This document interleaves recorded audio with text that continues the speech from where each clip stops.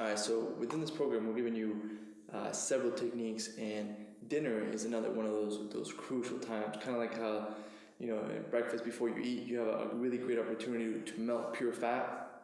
Before bed is another one of those opportunities where you can either mess it up and wake up fatter, and really mess up your progress, wake up not only fatter but tired. If you have a heavy meal with a lot of carbs, your body will actually be processing and digesting so much of of this food during the night. It's going to be using all your resources to break down this food.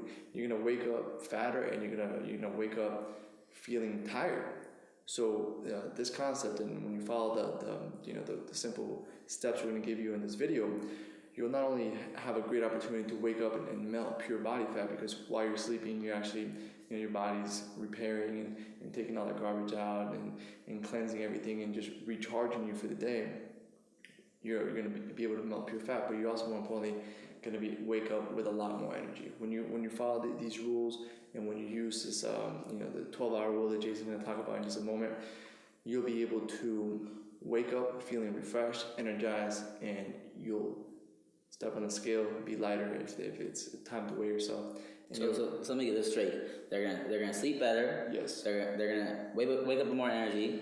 They're gonna sleep and burn fat at the same time, and then their morning ritual is gonna burn fat even better before the breakfast. Those four things are gonna happen with this dinner and 12-hour rule technique. Yeah, it's again going into just making sure.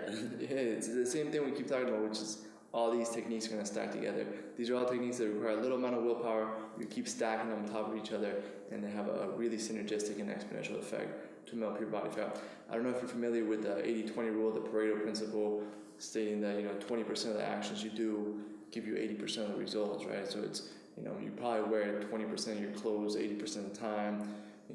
20% of the salespeople make 80% of the sales for companies, and this guy did research, and the 80-20 rule spans in all kinds of areas in your life. This before bed is one of those 20% that give you the most benefit. So instead of being one of those people at the gym where you're sweating bullets and you're going really hard and being a cardio bunny and exerting your energy and giving your all, instead, be strategic and use this time before bed to really wake up feeling lighter and feeling better. So we're going to go over now the simple meals that we recommend and the simple rules that we recommend before going to bed. Number one is really before bed, you want to tone down the amount of carbs that you eat. I'm sure you might have heard this rule before, but we really want to emphasize it. And how many carbs do you think they should have before bed? Approximately. If you're gonna have carbs before bed, I recommend somewhere around 20. But there's two angles you can take this. You can take the more drastic angle where you're gonna do no carbs, as far as sweet potato, none of those kind of things, and you're just gonna do protein and veggies, and the veggies is where you're gonna get your carbs from. And this is advanced and a little like a streamlined approach to burning fat a little faster. But if you want to take it a little easier, you can eat carbs as well. We don't say you can. We don't ever say you can't do that. But you want to keep it on the lower side of the carbs for the night. And during the day is when you're eating the majority of your carbs. And again, like we're always reiterating, we want to steer clear from processed foods. I mean, with all our meals, with all our snacks, we want to stay as true to unprocessed, fresh foods. That are part of the foods that are refrigerated and that will go bad. The quicker the food goes bad, the better. And we don't want to be taking things out of plastic wrappers to eat them for dinner or lunch or even breakfast if we don't have to. Yeah, and staying away from processed foods goes back to what I was saying earlier, where if you eat processed foods before bed, you're going to spend the majority of your time, trying to break that food down while you're sleeping, and you're actually going to wake up tired. So it's very important. There's another one of those critical moments where if you're going to have processed foods, have it early in the day. Obviously, ideally, you don't have anything. If you're bending with the processed food, that's fine. But ideally, you want to before bed is one of those very critical moments that you want to be as perfect as possible. And again, with the tired issue about waking up tired, is your body usually runs on cycles. Your whole body, your organs, different muscles, everything. Your body runs on cycles. So your digestive tract runs on a cycle. When you're more active with your eating, which is throughout the day, through breakfast or dinner, your digestive tract is more efficient. So that's one of the reasons why when you go to sleep and you pack your body with processed foods, which processed foods are a lot harder to digest, that you're not digesting them, your body's working really hard to break these things down because your digestive tract is not running properly. It's like a bunch of tongue twisters going on here. So that's another reason, and it's one of the main reasons why you'll sleep better and you'll wake up with more energy, because your body's not working as hard to digest these unprocessed and these foods that your body is not used to eating. All right, so here's some specific recipes you can do. During the dinner time, we want to stick with the lean proteins as well as the healthy fats. Something like a fish with avocado and some veggies, whether it's broccoli, asparagus, maybe a little coleslaw. And we really want to stay as far away from the carbs as possible, and we want to replace the carbs at nighttime with a little bit of fat. We can eat things like, for carbs, we can eat things like sweet potatoes. For fats, we can do things like coconut oil, we can do avocado. What other fats you got there? We got olive oil, we got a little bit of almond butter maybe. We got... You can do nuts. Obviously all the nuts come from walnuts. That's where the coconut oil and the almond butter comes from. But basically with the fats, just like we'll tap into the fats a little bit. Fats are not bad at all. They're actually really good for you. Your brain runs off pure fat, which is lipids. But fats, there's two different types of fats, and we want to stay away from one, and we want to be on the other one. And things like like how avocado is packed with fat, that's good fat, and we want to be on that. Sometimes I'll hear people like, oh, you don't want to eat avocado, it has loads and loads of fat, but it's really healthy fat. Again, if you eat 3 avocados a day, it's too much. Everything in moderation, it's bad for you. But the fats that are in candy bars and processed foods, those are not good fats, and those are not doing anything for us except stacking on our our rolls on the side of our stomach. All right. So good fat and bad fat, big distinguish. We gotta make sure we distinguish those two things, and make sure we are eating the good fats because they're good for us. They help us run better. They help our body process food and work as a better machine to eventually get lean and get that automatic 6-pack. All right, so I know that before bed is one of those moments where some people use food before bed as kind of a sleeping pill. So they eat a lot, and then it'll actually put them to sleep. So if this is you, it's good to find certain foods that put you to sleep. Okay, if I'm having one of those moments, usually I can go to sleep no problem. But if I'm having one of those nights where I'm just tossing and turning, you need to have a real, healthy snack, something 100 to 150 calories, where you can just eat it, kind of, get your stomach to calm down and go to sleep.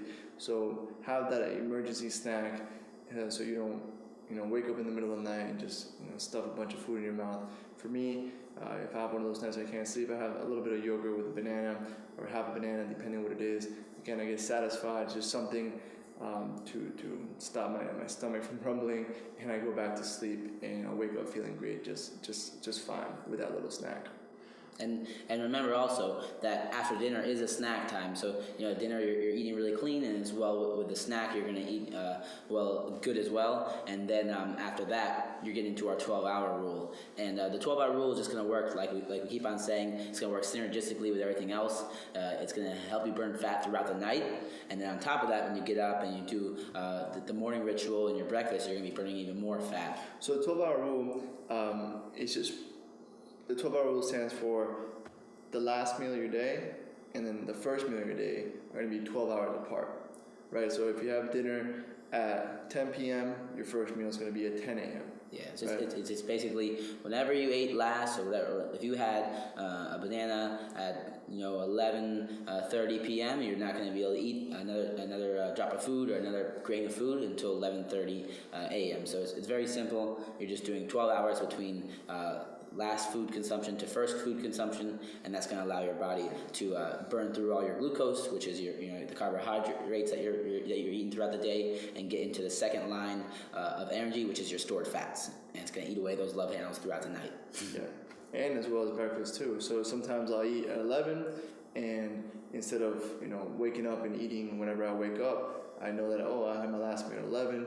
So I'll do a little bit of a fast. I'll do a little intermittent fasting, and I won't eat anything until 11, and that really allows me to, if I do have that snack for whatever reason, I have that yogurt and banana at 11 because I couldn't go to sleep for whatever reason, then I make a mental note, and the next day I might push my breakfast back, later, or my first meal later, so that I continue to burn the fat and I turn my body into a fat burning machine. We want to use those 2 moments that fast when you know, breakfast and then before bed, those are critical moments to burn pure body fat. Most of the day, you're kind of just speeding up your metabolism and giving your body fuel.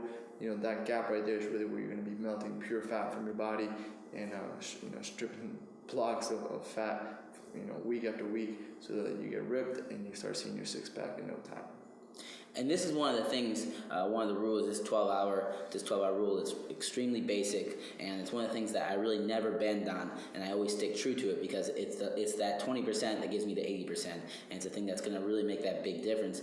And it's something that humans have been designed to do and have been doing for centuries now, and just recently, since we have this modern technology and fast food chains, all these things open 24/7, we haven't been sticking to it. But back in the day, let's go back into the caveman days.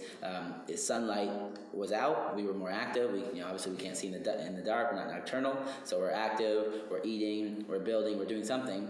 It's nighttime. Around 7 p.m., 8 p.m., depending on the daylight saving time or whatever that is. And then you stop eating. You go to sleep and it gets dark, and you wake up. When it gets light again, which is again between 7 a.m. and 7 p.m. So you have that 12-hour gap, where you're sleeping and relaxing and not doing much, and then when you get up and the light comes out, you eat and you get active again, you start eating. So the fasting is totally natural, and that's how our bodies were designed, so they can clean out, and again we can stay lean and mean and trim and get that automatic six-pack. Beautiful. So implement the 12-hour rule. You'll have a little report underneath this video with sample dinners. Have that emergency meal, that emergency snack, whether it's yogurt, banana, whatever will help pull you to sleep. Some people like turkey, whatever it might be for you. And make sure you don't break this one rule. This is really one of those critical ones, like Jason said. It's a 20% that gives you 80% of the result. So make sure you make this one of your top priorities, following the 12-hour rule, making that gap between dinner and breakfast 12 hours and not breaking that no matter what. All right, that's it for this video. We'll see you on the next one.